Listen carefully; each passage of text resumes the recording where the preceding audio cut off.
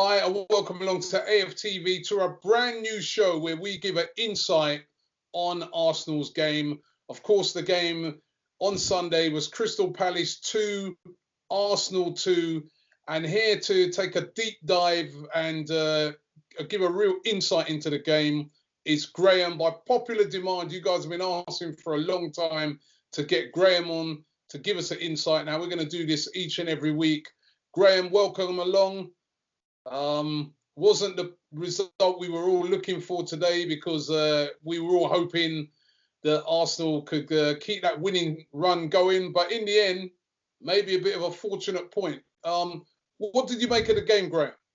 Well, first of all, Robbie, on this weekend of all weekends, I think it would be only proper if we start by talking about paying our commiserations to the owner of Leicester City Football Club and his family for that tragic accident last night. It's been a bad weekend in football, family football, with Glenn Hoddle having his heart attack, a Brighton fan passing away before the game against Wolves on Saturday, and the Leicester owner losing his life. So, I mean, as much as we love this great game, don't we? But when we sort of like talk about the things in the game that sort of like when we worry about our team, and this sort of thing puts it into perspective. And I think it would be only right, Robbie, through your channel, if we offer our sympathy to the family of the Leicester City owner who's died at a very relatively young age of 61, Rob. So that's the first thing I wanted to say tonight.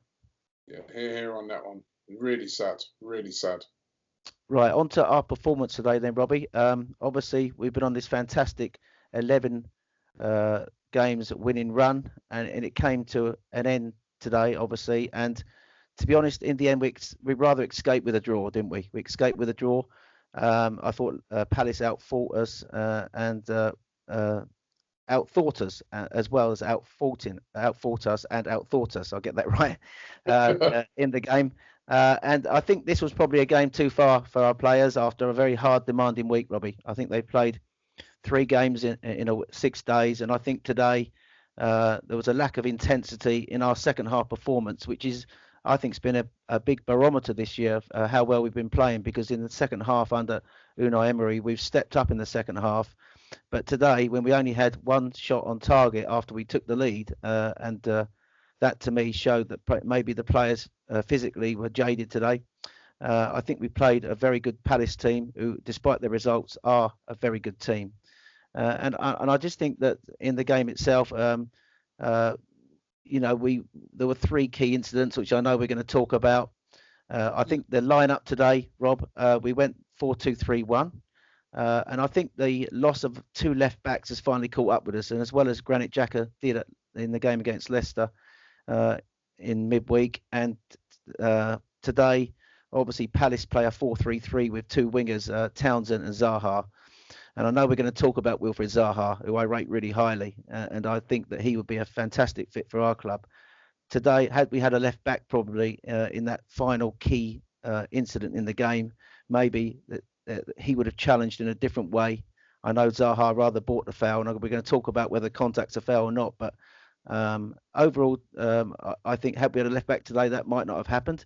I think in playing we played the 4-2-3-1. First of all, I'll touch on the changes in the team. Obviously, Mkhitaryan dropped out on the right-hand side from the game in midweek. Aubameyang was restored on the left, and that meant that Iwobi was switched to the right. Now, Iwobi, to me today, Robbie, had a very poor game. I think he's better on the left-hand side. I think he had lost the ball 9 times today and was totally ineffective. In fact, the whole of our front 3, I think he lost it probably 9 times, and the rest of the front 3 only lost it 10. The other 2 players between them. So he struggled today, but he moved to the right-hand side to accommodate Aubameyang coming back in the left. And then obviously Granit Xhaka stayed at left back, and we moved Guendouzi into central midfield alongside Lucas Torreira, who was our man of the match today, and I just want to touch on his performance later in this pod if I can. But I thought the Torreira-Guendouzi partnership struggled with the physicality of Palace's midfield too. And it didn't seem to work, did it, those 2 there? I think this is a game where it would have been great to have had Granit Xhaka actually playing there alongside Torreira, because Guendouzi, it just didn't seem to work today. Why do you think that was? Because he played really good during the week against Sporting Lisbon. Look, I think that the thing I'll say about it first of all is I think that Guendouzi is a young, inexperienced player. I think he tends to drift out to the right a lot. I've said to you in a previous interview this season that I think his inexperience probably shows. He's got a great engine, a great pass, and he is a fantastic footballer. But I think he struggled with the physicality of their midfield, but also I think positionally, I think his inexperience at times.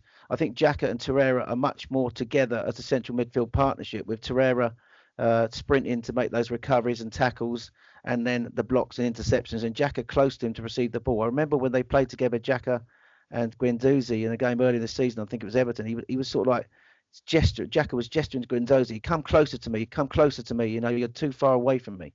And I think that today was again evident. I think he positionally is not positionally, that inexperience positionally shows at times, and I think that he was up against a very strong physical Palace midfield today, and I think he did reasonably all right in it, but he didn't have the opportunity. We didn't get that stable possession that Emery talks about. I like the way Emery has changed us now under Arsene Wenger. This has been the change from Wenger to Emery, is the fact we play now with two central midfielders in front of the back four. Last year under Wenger, we might have lost that game because we would only have had one central midfielder, but at least now we got two. And I think Xhaka and Torreira were forming a good partnership. And that's been the disappointing thing about losing the two left backs. That Xhaka, he's done all right at left back, to be fair to him, with his limited sort of ability at left back, but we've lost him in that central midfield position. Yeah. I think Torreira and Guendouzi on paper should work. I just think that is positionally a little bit inexperienced today, Robbie, in answer to your question. Yeah, and Torreira, as you were saying, you sort of touched on it at the start. You felt he was your man of the match. I felt in the first half he was a little bit sloppy as well, but in the second half, he definitely was the sort of guy that was bringing a bit of control to the team. Yes, I think so. I think that, first of all, I think Zaha was the man of the match, and we're going to touch on. Yeah, I was saying our man of the match. Oh, our man, our man of the match was Torreira. That wasn't too difficult, was it? Because I don't think any of the players were particularly outstanding today. I've got some numbers down for Torreira, which I just jotted down before I came on air.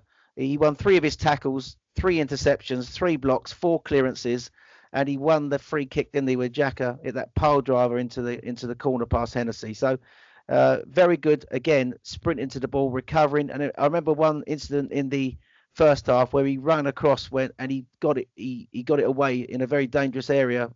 His anticipation to danger is one thing that is the glue in this team at the moment. And I agree with you. He wasn't probably as good as he has been in some of his previous games, but he's still a lot better than his other colleagues today. Now, one other player that looked a little bit dodgy today was Mustafi. Gave away the first penalty. And I don't know, on the second goal, even though I think you got to put a lot of blame on that second goal for Lacazette, because what he was doing, passing the ball back in field, you know, I couldn't understand with Lacazette. But then Mustafi, who, to be fair to him, was out of position and having to chase back, why didn't he just take one for the team in midfield and just bring down the Palace player? He allowed them to run way too far. It wasn't his greatest of games, Mustafi. Well, I thought he got into some good blocks, actually, Rob, to be fair to him, but there is this rashness about him. He goes to ground too easily. And I think we've highlighted this in the past. For me, he's never been the answer in our central defence. I've said it all along. To be fair to him, he's had a reasonably good season, and he's been okay this season. I think we struggle to defend set pieces, don't we? And it was showed again today. Leno did have some good moments, but some of his punching out, you know, he didn't get distance on us. But having said that, he did do some good things in the air. Leno, I'm not criticising him for that. But I think we lack that dominant central midfield, a dominant centre half. Someone like Liverpool have got Van Dijk, and Leicester have got Maguire. I would love to see Maguire in our defence. You know, if I could take, you know, I watched Leicester the other night. If I could take one player out of their team, it'd be Maguire. I think we lack a left-sided centre half for balance, but we do lack a dominant centre half to deal with set plays. But the problem with Mustafi is he's always got this rashness in him, this going to ground. That incident quite why he felt the need to go to ground. And he, on Ayew was beyond me really. He didn't have to do that. He seemed to be unaware of where the Palace forward was, but it was just a ridiculous decision. And he goes to ground too much for me. And I think we've had these sort of like situations before with him where he sort of makes rash challenges. He loves going to ground too easily for me, and I think that led to their goal. Now the second goal for them, the penalty. Now Wilfried Zaha, he's been accused of this a lot. I know you made him the man in the match, but he's been accused of this a lot, and that's going down very, very easily. Now I have to admit, in looking back at it, the tackle. And I know that probably the pundits are going to say, oh, well, there was a slight contact and Xhaka stuck a leg out. But I'm sorry, for me, I don't think that's a nailed-on penalty. I just feel that, that's the player winning a penalty. Maybe our players need to start doing that, because I remember against Leicester the other day, I think it was either the Leicester game or the Sporting Lisbon game, where I kept thinking to myself, with Iwobi, go over. And I hate having to think like that, because I don't like players that dive. But I'm sorry, for me, and I don't know what your opinion is on this, and I want to get your opinion on this. For me, the Zaha thing, I'm sorry, that's a dive for me. He's been very clever. That's the first thing to say. For me, contact doesn't necessarily mean it has to be a penalty. And that's just my view on it. Again, I'll go back to the fact, had we had a defender who probably one-on-one would have defended that situation better, a left back, for example, other than Xhaka. And one thing I'd touch on first of all was in the first half, I was surprised that Zaha didn't go over onto Xhaka's side. Hodgson played him on the alternative flank against Bellerin. I wonder whether that was a recognition of the fact that Bellerin can drive forward, and he wanted pace on that side to push Bellerin back. But when he went onto that side, I just had that feeling that they were going to create one opportunity where Zaha was going to run at Xhaka, and something like that was going to happen. And what he did really cleverly was he pushes it past him, and then Xhaka just basically sort of like dangles a leg, and Zaha had plenty of opportunity to go round him, but he just bought the contact. And for me, contact for me doesn't necessarily mean a penalty. I remember a similar incident at the Emirates when we played Leicester City in that 2017 clash when Leicester won the league. Jamie Vardy did exactly the same thing. I can't remember who the defender was. Was it Xhaka again? It's very good at getting these. Yeah. I don't know what the word it was. Is it buying a penalty or being clever? He's another one of these. It used to be just called diving, but now it's called being clever. Yeah, it's true. I mean, for me, I think that football at the moment, we've seen it. This debate has been going on in football now for some time. Is contacting someone, if you touch someone in the box and they go over, is it a penalty? Contact for me doesn't necessarily have to mean a penalty. That's just my view. And I'm not just saying it as an Arsenal fan. And I think that, I've got many friends of mine who are Crystal Palace fans who are going to watch this tomorrow and say, oh, you're just saying that because it's Arsenal. But to me, that's just my general view. Take the game situation out of it. I don't think contact should necessarily mean a penalty. Maybe the referee, if you be fair to the referee at real time, maybe it looked to him worse than what it was. We've had the advantage to see it back, haven't we? So, and he didn't get that, the referee, on the day. As well, he's got the thousands of Crystal Palace fans behind that goal. Yeah. And for a penalty, and he bought it. And I think you made the point to me before we started recording tonight. Had it been at the Emirates, would he have got that penalty? Had it been at Anfield, had it been at Old Trafford, and sometimes, referees sort of like do make decisions sometimes, what they call homer decisions, aren't they? At home, and that seemed to be one of them. I didn't think it was a penalty for me, simply because, as I say, the contact for me is not a penalty. I think he went down too easily, but I could see that happening, Robbie. I just thought that they'd get one situation where Zaha was sort of like be one-on-one with Xhaka in the box, and to be honest with you, I just saw that happening long before it did. For me, no penalty. I don't know what the experts are saying about on the telly, but for me, no penalty. But I could see why the referee gave it. I think just coming back to earlier in the game, Rob, I know you're going to ask me about this, so I'll just touch on this. the other controversial incident, the other decisive moment in the game was our second goal. First of all, we got on level terms with that pole driver, a free kick from Granit Xhaka, which is in the corner. And then we just for that 5 minutes upped the intensity and got the second goal. Now, again, first of all, Xhaka plays the corner in. Lacazette, I think, is trying to flick it on. And the Palace defender is all over him, basically. And I think he loses his balance and basically it flicks off his hand across the goal. So when it flicked his hand, handball.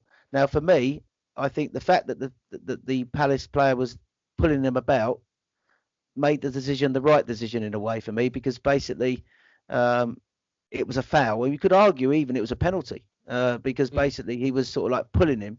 And I think Lacazette lost balance in the air, which his arm, it did flick off his hand slightly. So you could argue that the referee could have given handball, but I think you could also argue that it was a foul on Lacazette. And I think Lacazette made that point to the referee afterwards. It flicked off him, and then Aubameyang appeared at the back post as he always does. And when you saw it, goal line technology, it was literally millimeters over the line. I mean, had that been, had you not had that goal line technology, maybe that might not have stood. But it was a controversial incident. We did get fortunate. There's arguments both ways. I see DT on his interview was sort of like saying that. Well, he didn't say it on his interview. I think DT said it on his Twitter that he thought that the guy was fouling him, and Lacazette was sort of like appealing for the free kick because he was being pulled about. He clearly was being pulled about, and the ball flicked off him. Admittedly, it was probably handball. We have had one or two lucky incidents lately. Holding got away with a handball against Leicester. You know, where the ball went to hand. You could argue that could be a penalty, and we got away with one today.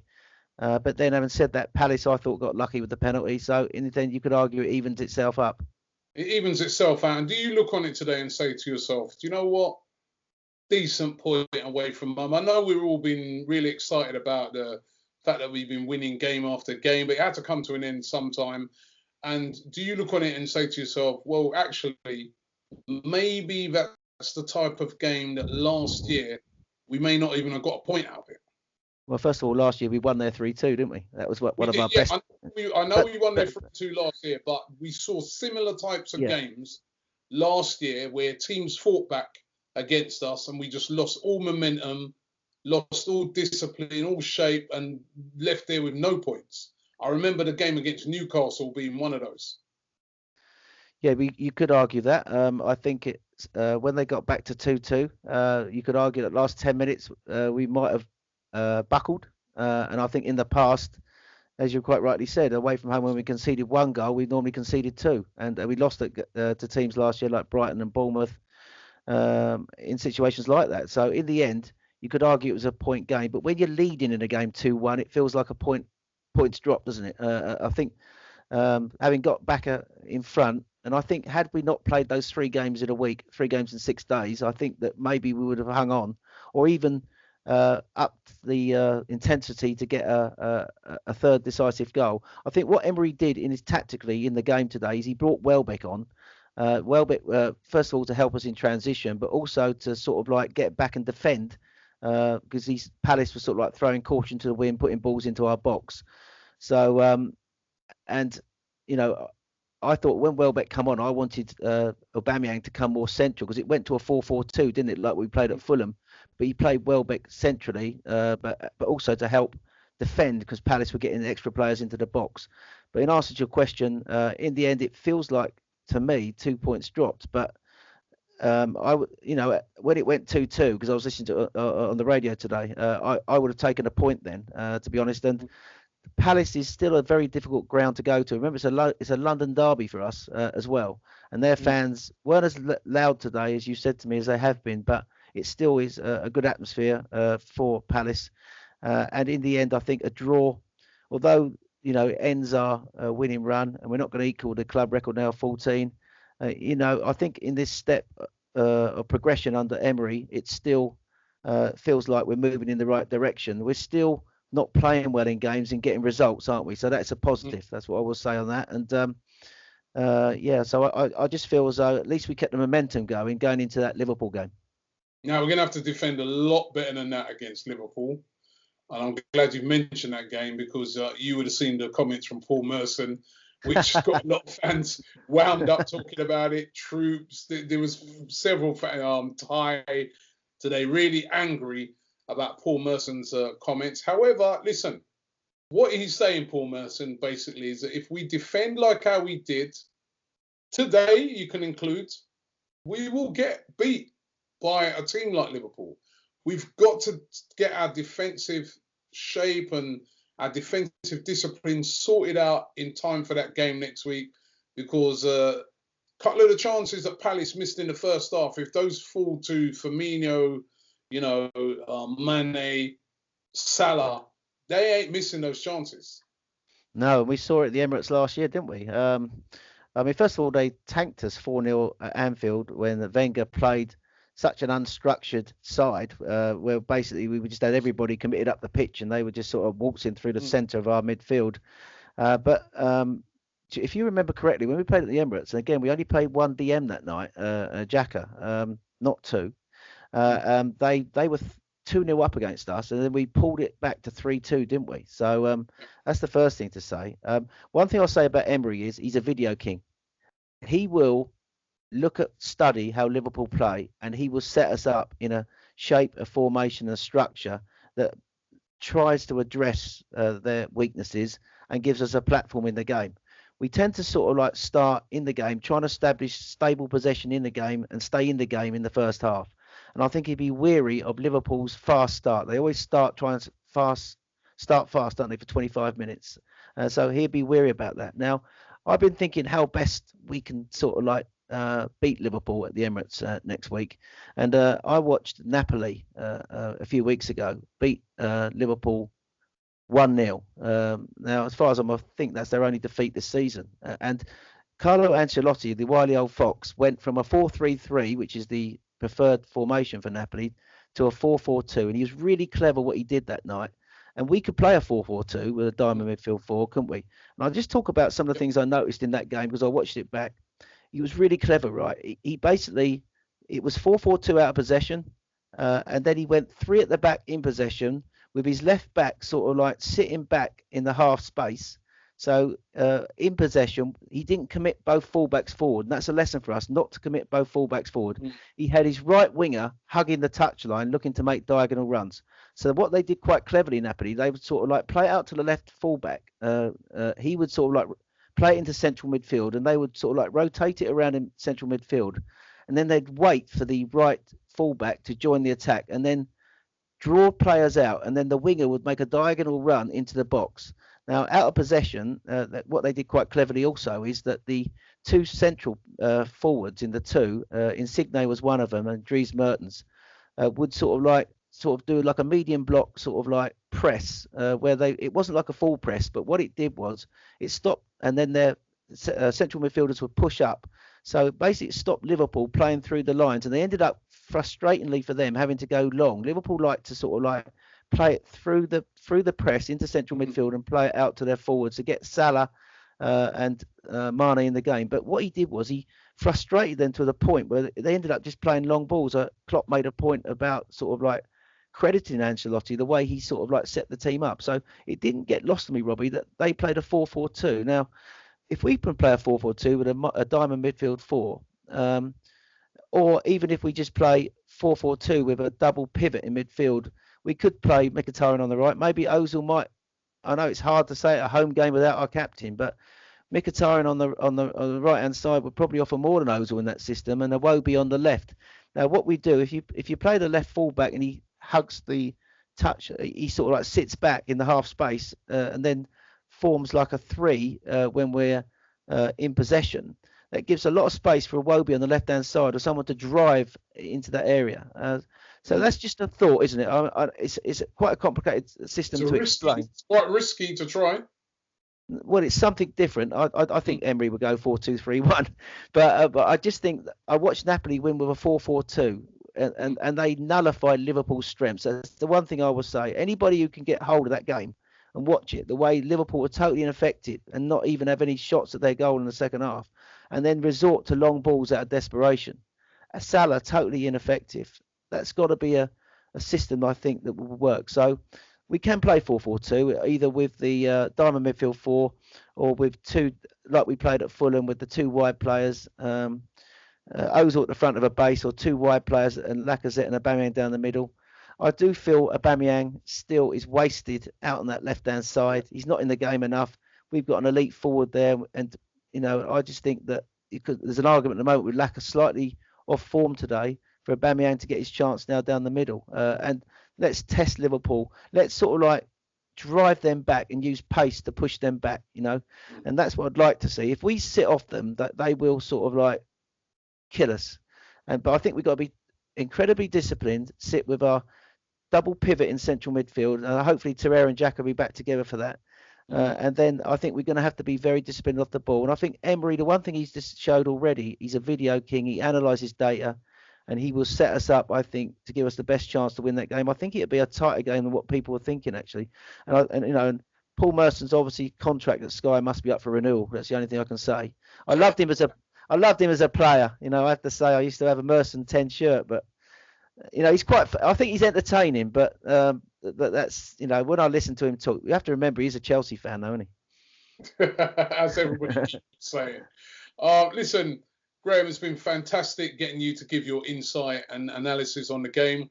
I know that you'll be back next week to give your analysis on the Liverpool game. I hope to God that you're going to be praising the team and how brilliantly we've done in victory. But we know it's going to be a really, really tough game. But thank you very much for your insight today, Graham. Thank you. Thank you, Robbie. Can I just say one thing before I go? And that is because I wanted to just make this point. The transfer window's coming up. Zaha today, all right, we criticised him for buying the dive. But if we were to go out, Rob, and buy one player in the transfer window, Zaha for me would be the player. And why I think he'd be good for Arsenal, I think that would improve Aubameyang.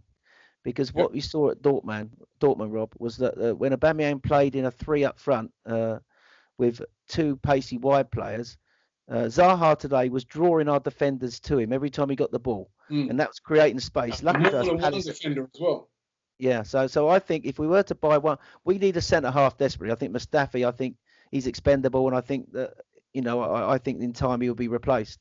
But I think if we were to buy one player, it would improve us in the wide attacking areas. We haven't got a proper winger, someone who can take people on like he did today. I was really impressed with his performance. All right, he bought the foul for the penalty, but he would improve us. Yeah, but that's just my closing thought really tonight on the game today. In the end, I think in closing, I think we were fortunate to get a point, and I think we have to recognise when you don't play well, a point is a good thing. And as you say, in previous seasons we would have lost that game. So in the end, 2-2 feels like 2 points dropped, but we didn't deserve a win. Palace, if anything, they had 10 shots to our 6, more shots on target than us. We had more possession, but they had the more incisive moments. And in Zaha, they're the player in the game. So in the end, I think we come away with that thinking, I'll take a draw from that game, and we move on to Liverpool. Thank you very much, Graham. And we'll be back next week. Don't forget to subscribe here to AFTV. And plus as well, we love your comments. Please let us know what you felt of the game. Let us know if you agree with Graham on some of his insights there. But thank you very much, and we'll be back next week.